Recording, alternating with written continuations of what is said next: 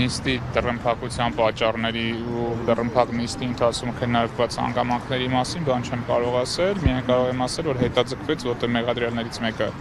ներկա չէր, հիվանդանոցում էր, վնասվածք էր ստացել, ինչ-որ չնայած ինքը եւ պաշտպանին նախապես եւ դատարանին եւ ուղեկցողներին ասելա, որ իր հիվանդանոցում գտնվելը խոչընդոտ չի, ինքը պատրաստ է ներկայանա,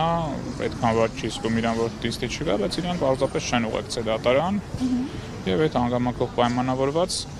դատարանը որոշեց նիստը հետաձգել, թեև շատ գործերով երբ որ շատ մեղադրյալներ են ելնում, եթե քննարկվում են հենց հարց, որը չի վերաբերում կոնկրետ մեղադրյալին, որպեսզի ավելի պրակտիկ լինի, ավելի ճկուն լինի,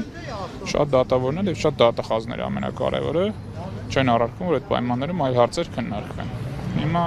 իմ դիտարկումն այն է, որ այս գործով դատախազները եւ դատավորը ուղղակի բան են ման գալիս, օրենսդրական փրկողակներ են ման գալիս, հնարավորինս շատ այս գործով մեղադրյալներին վնասելու համար։ Իսկ մնացած նիստերը արդեն դռնբաց կասկածվեն։ Հաջորդ դատական նիստը դռնբաց է լինելու արդեն։ Անխոդոյան ինչ միջնակցություններ քննարկվում նոր միացաներից եք։ Դռնփակի վերաբերյալ չեմ կարող ասել, միայն այն, որ նիստը հետաձգվել է, որովհետև պետությունը չի ապահովել մեղադրյալներից մեկի ներկայությունը դատարանը։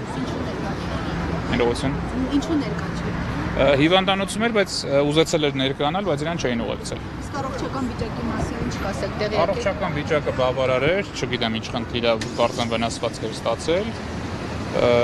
Եվ դատարանի, եւ պաշտպանի, եւ ուղեկցողներին հայտնելա, որ դա կաշկանդող հանգամանք չի, ինքը ուզում է գա դատական նիստի մասնակցի, բայց իրան չեն բերել։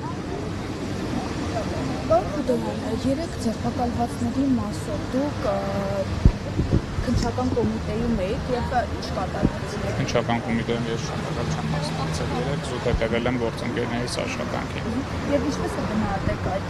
ձերբակալությունները այսօր։ Ակնհայտ է, որ դա կատարվել է բազմաթիվ ակնհայտ աչք ծակող դատավարական խախտումներով մեկ, եւ որ դա ընդհանուր եկեղեցու դեմ արշավի մի էպիզոդն է,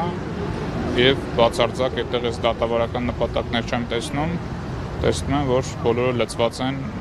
եկեղեցուն թիրախավորելուն եւ ոչ մի իրավական process այդտեղ չկա։